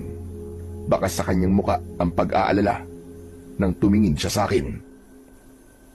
Kung narito ka lang, para latagan ako ng mga batas mo, makakaalis ka na. Hindi ako naparito para makipag-away sa'yo, Gigi. Narinig ko na sinalakay kayo ng aswang, kaya ako pumunta rito. Hindi ko kailangan ng simpatsya mo. Umalis ka na! Dahil sa sinabi ko, walang imik na umalis si Kapitan Nolan. Kaya naman, nagalit ulit sa akin si Danilo. Nay, ano ba? Hindi po ba talaga kayo titigil sa pakikipag-away? Patawarin mo ako, anak. Pero hindi na kami magkakasundo ni Kapitan Nolan. Ang gusto ko lang ngayon ay mahuli na ang aswang na yon at pagbayarin siya. Nay, nag-aalala po ako sa inyo. Baka ang aswang na umatake sa inyo ay isa sa mga tao na siniraan nyo. Kung tama ang sinasabi mo, anak, hindi ko to palalampasin. Nasugatan ako ng aswang kanina. Kaya may palatandaan na ako at makikilala ko siya. Kung yan po ang desisyon nyo, Nay, wala na po akong magagawa. Pumasok na po tayo sa loob ng bahay nang magamot na po agad ang sugat nyo. Kanina pa po tayo hinihintay ni Lolo Merto. Pagpasok namin sa loob ng bahay, nadatnan ko si Tatay na naghahanda na ng gamot para sa akin. Ginamot niya ang sugat ko. Pagkatapos ay agad ako nagpahinga. Kinabukasan, nakita ko si Berting na patingin-tingin sa aming bahay. Kaya hindi ako nakatiis. Nilapitan ko siya at hindi ko na napigilan ang aking sarili. Hinablot ko ang kanyang damit at walang imik na tinignan ang kanyang katawan kung may sugat ba siya o wala. Ano naman ba ito? Teka, ano ba? Ano bang ginagawa mo, Gigi? Tumigil ka na nga! Hindi ka pa ba nasiyahan na ipinasunog mo sa taong bayan ang bahay ko sa gubat? Ano na naman to? Hindi ka ba talaga titigil? Hindi ko na yung kasalanan, Berting. May gusto lang akong siguraduhin sa iyo. Kung ikaw ba talaga ang aswang na umatake sa akin kagabi? Ilang beses ko man sasabihin sa'yo, hindi ako aswang, hindi ako aswang! Lumayo ka sa akin! Kung ayaw mo masaktan! Nakita kami ng anak kong si Danilo, kaya mabilis siyang lumapit sa aming kinaroroonan. Pumagit na siya para ipagtanggol si Berting. Nay, ano ba? Tama na, tumigil na po kayo! Tama na, Nay! Umalis ka dyan, Danilo. Baka ikaw ang samain sa aking bata ka. Umalis ka dyan! Na hindi ako aalis dito. Nay, ano ba? Tama na. Maling-mali na po ang ginagawa niyo eh. Nay, mabuti pong tao si Mang Berting. Hindi po siyang aswang. Pagsabihan mo nanay mo, Danilo, ha? Malapit nang maubos ang pasensya ko sa kanya. Opo, Mang Berting. Pasensya na po kayo. Umalis si Berting at naiwan kami ng aking anak. Pagkatapos ng araw na yon, hindi na ako kinausap muli ni Danilo. Nakarating din kay tatay ang ginawa ko kay Berting at maging siya ay hindi na rin ako kinausap. Paglabas ko ng bahay para magtinda ng longganisa, nilalayuan na ako ng mga tao. Wala nang nakikipag-usap sa akin na kahit na sino. Pinagsasaraduhan nila ako ng bintana, maging ng pintuan. Bigla akong kinabahan. Natakot ako sa klase ng pagtrato sa akin ng mga kababaryo ko. Maging ang mga bata ay umiiwas na rin sa akin. Saka ko lang naramdaman ng mga sandaling yun ang labis na pagsisisi sa aking mga ginawa. Sinira ko ang aking sarili dahil sa pagiging masama ko. Umuwi ako sa bahay at kumilos na para bang walang kasama sa bahay. Pagkalipas ng 1 linggo, hindi pa rin ako kinakausap ng aking anak at ng aking ama. Kaya naman, hindi na ako nakatiis. Tay, Danilo anak, hanggang kailan niyo ba ako titiisin? Kausapin niyo naman ako. Pati ba naman kayo? Ganyan na rin ang pakikitungo sa akin. Huwag niyo naman akong talikuran. Ngunit hindi sila nagsalita, ni hindi nila ako tinitignan. Sa halip, umalis sila ng bahay at iniwan akong mag-isa doon. Hindi sila umuwi ng tanghalian, kaya hindi na rin ako kumain. Hanggang pagsapit ng gabi ay hindi sila umuwi. Inaabangan ko sila sa pintuan. Pero ilang sandali pa ay biglang kumalam ang aking sikmura dahil sa labis na gutom sa hindi ko pagkain mula kaninang umaga. Kaya kumain ako, ngunit hindi ako nakontento. Para bang may hinahanap ang sikmura ko. Para bang nauuhaw ako. Natatakam sa amoy ng malansa. Namalayang ko na lang na tumakbo na ako papasok sa kakahuyan. Para bang gusto kong kumain ng hilaw na karne at uminom ng sariwang dugo. Kasabay ng nararamdaman kong sakit mula sa aking sugat. Pagsapit ko sa gitna ng kakahuyan, tumambad sa aking paningin ang isang nilalang na kanina pa pala naghihintay sa akin. Isang itim na ibon na biglang nagpalit ng anyo bilang aswang nakahawig ng taong lobo. Kumusta naman ang pakiramdam mo? Nilagugutom sa ilaw na karne. Sino ka? Anong ibig mo sabihin? Sino ka? Magpakilala ka! May hawa ka na ng aswang, tama ba? Kaya ka naakit sa amoy ng aking huling pinatay na usa. Sige na. Huwag ka nang mahiya. Kainin mo nang maranasan mo ang pagiging isang tunay na halimaw. Sige, lantakan mo ang patay na usa. Hindi. Hindi totoo yan. Hindi totoo yan. Nagkakamali ka. Hindi totoo ang sinasabi mo. Kulang pa yung kaparusahan sa lahat ng ginawa mong kasalanan. Mahilig kang gumawa ng walang katotohanan na kwento. Kaya naman, gumawa ako ng totoong istorya tungkol sa aswang at ikaw ang magiging katibayan. Ibibintang sa'yo lahat ang mga ibinibintang mo sa ibang tao. Babalik sa'yo ang lahat ng mga ginawa mo sa iba. Nanginig ang aking mga kamay sa sinabing yun ng aswang. Hindi ko matanggap na may hawa ako ng aswang. Napaatras ako ng hakbang habang patuloy kong naririnig ang malakas niyang pagtawa. Tumulo ang malapot kong laway dahil hindi ko mapigilan ang aking sarili na tikman ang nakalatag na patay na usa sa aking harapan. Dala ng aking labis na galit, sinugod ko siya, sinuntok ko siya, ngunit agad siyang nakaiwas sa akin. Sige lang, magalit ka. Nang maranasan mo ang galit na nararamdaman ko sa mga ginawa mo, namnamin mo ngayon ang pait na karma at kaparusang nararapat para sa'yo. Hindi. Hayop ka, demonyo ka. Hindi ako aswang. Hindi ako aswang.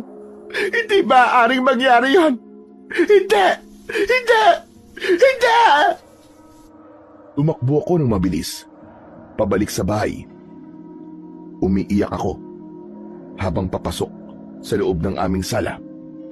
Nadatnan ko sina Tatay at Danilo. Pareho silang nagulat sa nakitang itsura ko. Hindi sila makapagsalita nang bigla akong humagulgol ng iyak at napaluhod sa saig. Danilo, anak. Isa na akong aswang. Aswang na ako. May hawa na ako ng aswang. Tulungan niyo ako, anak. Itay, tulungan niyo ako. Anak, ano ba sinasabi mo? Inausap ako ng aswang doon sa kakahuyan. Sinabi niya sa akin na hinawaan niya ako ng pagiging aswang niya. Tulungan niyo ako, Itay. Huwag kang maniwala. Walang katotohanan na sinabi niya sa'yo. Wala kang hawa ng aswang dahil hindi nagbago ang iyong anyo. Sa tingin niyo po, niloloko lang ako ng aswang na yon. Pero ipaliwanag niyo kung bakit natatakam ako sa amoy ng dugo ng usa kanina na para bang gusto ko siyang lantakan. Anak, makinig kang mabuti. Humilahon ka muna. Kaya ka natatakam dahil ginamitan kanya ng tukso mula sa mutya ng pagiging aswang. Balak niyang hawaan ka sa pamamagitan ng dugo ng kanyang pain sa iyo. Kung kinain mo ang katawan ng patay na usa, saka ka lang mahahawa ng pagiging aswang. Tay, patawarin niyo po ako. Ayokong maging aswang, Tay. Hindi na po ako uulit. Magbabago na po ako. Pinapangako ko yan, Diyos ko. Tulungan niyo ako. Lolo, ano po sa palagay niyo nangyayari kay nanay? Sa tingin ko, pinaparusahan na siya ng aswang. Nang mga sandaling yun, ay nagsisi na talaga ako ng sobra sa lahat ng aking mga nagawang kasalanan. Mabuti na lang at hindi ako tuluyang iniwan ng aking ama at lalong-lalo na ng aking anak. Maya-maya pa ay bigla kaming nakarinig ng pagaspas ng pakpak mula sa itaas ng aming bahay. Paikot-ikot yun doon na para bang naghihintay lamang ng tamang pagkakataon para umatake. Bigla ang pagdagundong ng takot sa aking dibdib, lalo na nang makita kong sinisira na ng aswang ang aming bubong. Nasaan ka na, Gigi? Nasaan ka? Lumabas ka! Ipakita mo ngayon ang tapang mo! Ipakita mo ang tapang mo! Lumabas ka! Ay, andyan na aswang. Andyan na po siya.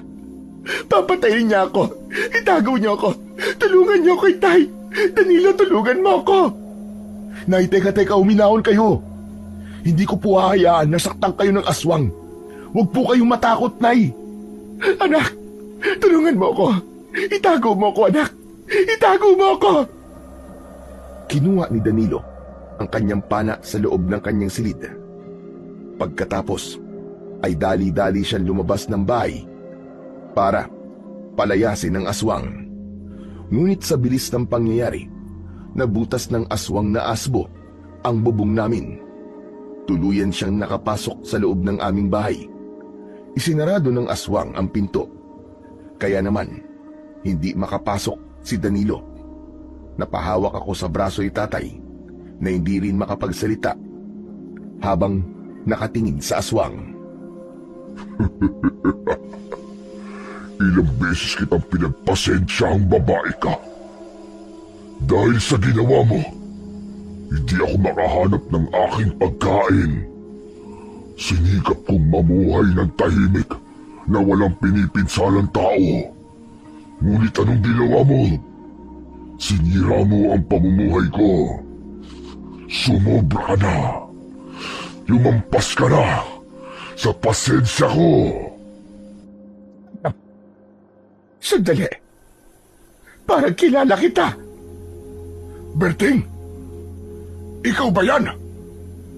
Diyos ko, ikaw ang aswang. Tumitig ng matagal ang aswang sa aking ama. Sakang umisi at tumulo ang malapot niyang laway. Kilala mo na pala ako, Tatay Merto. Alam na ng mga tao nito na isa kong aswang dahil sa kagagawa ng anak nyo, dahil sa kanyang kadagdaran. Baliwala na ang kabutihang ginawa ko para sa kanila. Lahat ng yun ay kinalimutan nila. Alam niyo ba na sinugod nila at sinunog ang bahay ko sa gubat dahil sa kwento ng inyong anak na ako ay isang aswang? Hayop ang anak mo.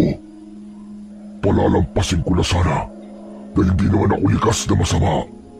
Kaya lang, inalisan niya ako ng karapatan para mabuhay ng tahimik, malaya at maging mabuting nilalang.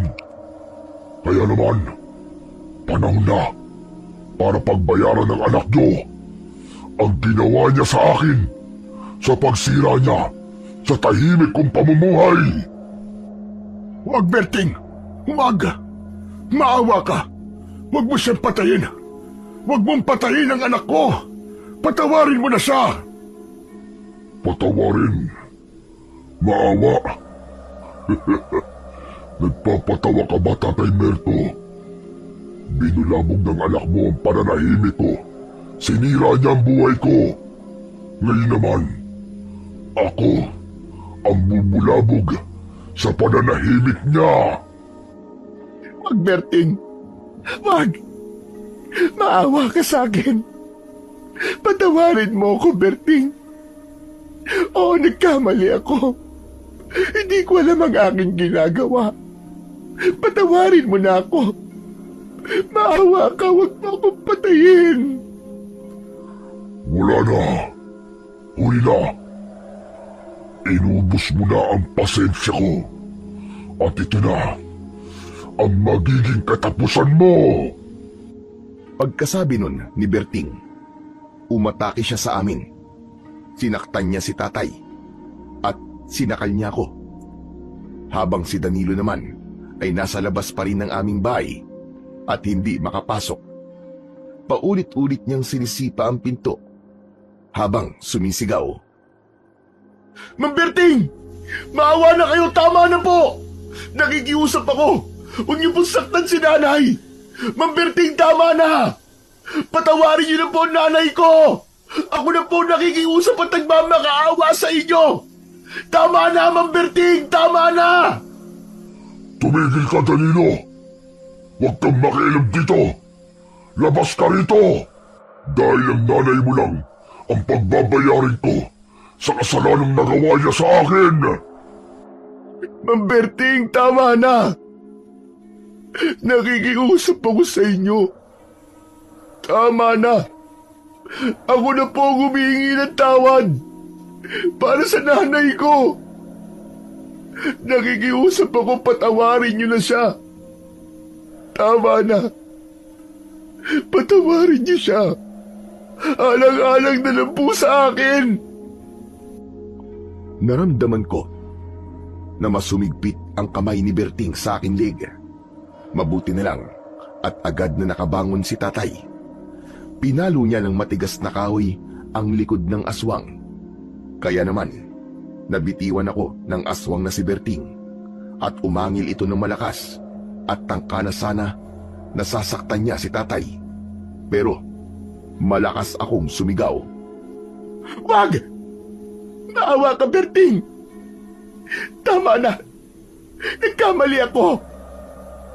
Sising-sisi na ako! Nagsisisi na ako sa mga kasalanan ko. Nakikiusap ako sa'yo. Huwag mong idamay ang aking ama. Huwag mo siya saktan. Patawarin mo na ako, Berting. Naging mabuti ako sa inyo. Wala akong pinatay o pininsala ni isang tao sa baryong ito. Bagkus ay tumulong pa ako. Pero sa isang maling kwento, sinira mo kung hayop ka. Ang pumatay sa iyong mga manok at baboy ay hindi ako. Alam mo ba kung sino? Walang iba, kundi si Linda. Si Linda ang pumatay sa kanila dahil sa labis niyang galit sa ginawa mo sa kanyang anak. Kaya nasa loob ako ng bakuran mo ng gabing noon dahil ipinagtatanggol ko ang mga alaga mong hayop para sana'y walang mamatay. Natatakot ako na baka ibintang mo sa aswang ang pagkamatay nila.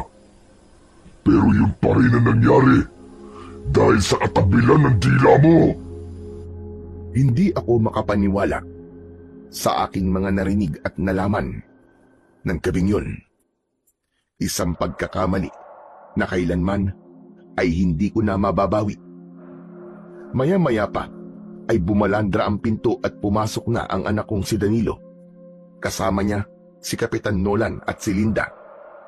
Umiiyak si Linda na humihingi ng tawad sa ginawa niya sa aking mga alagang hayop. Nadala lang daw siya ng galit, kaya niya nagawa yun. Paano naman ako na nadamay sa kalokohan ninyo?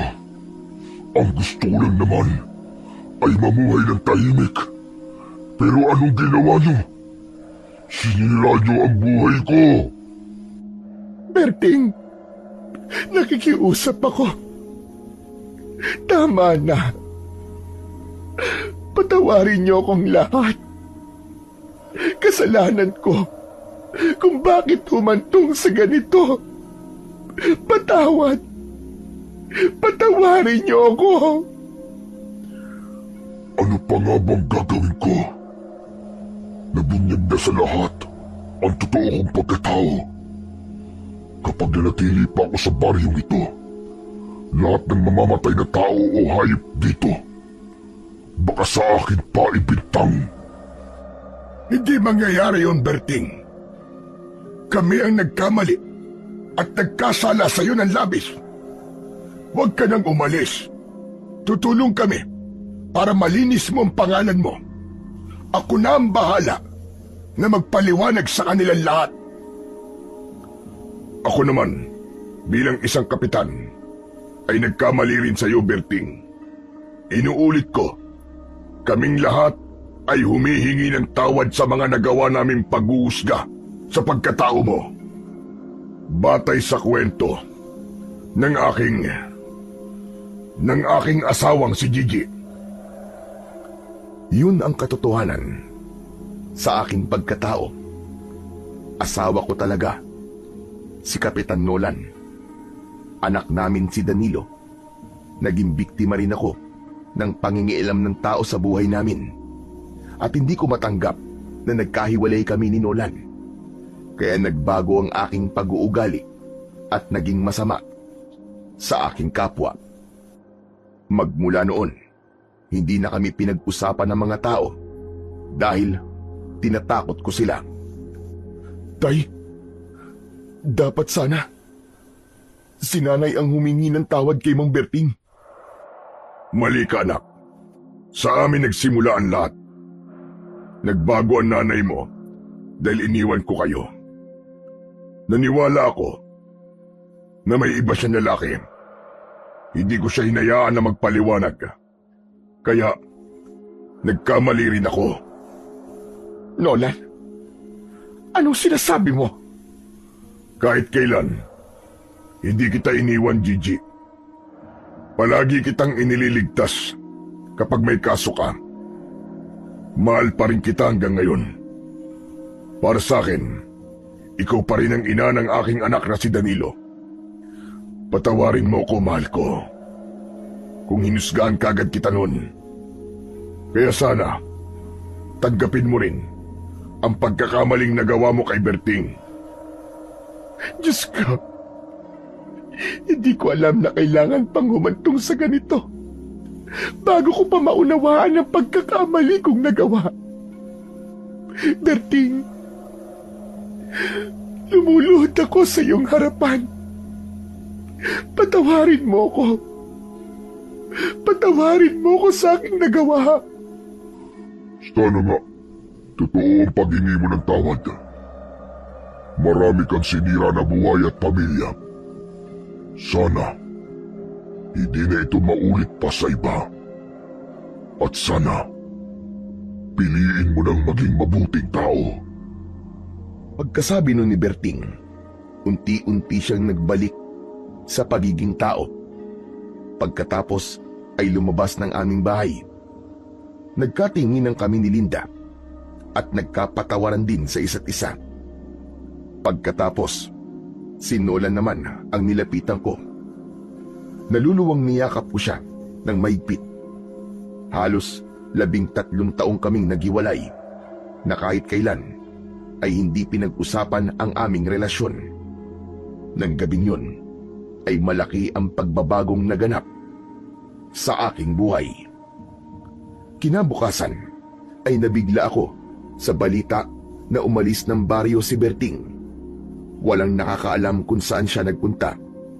At hanggang ngayon, na lumipas na ang 3 dekada, hindi na siya bumalik at nagpakita pang muli sa aming baryo.